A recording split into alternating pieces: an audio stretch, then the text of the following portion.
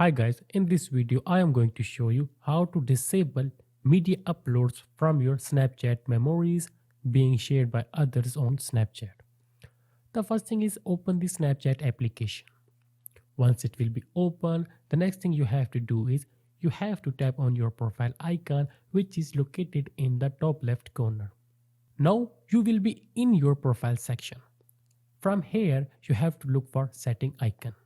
It looks like a gear or cogwheel icon at the top right corner. Once you see, just tap on it.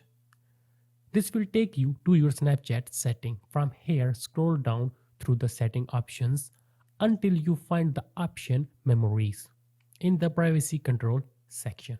Tap on Memories. Now here, tap on Auto Save My Story Snaps and select Don't Save.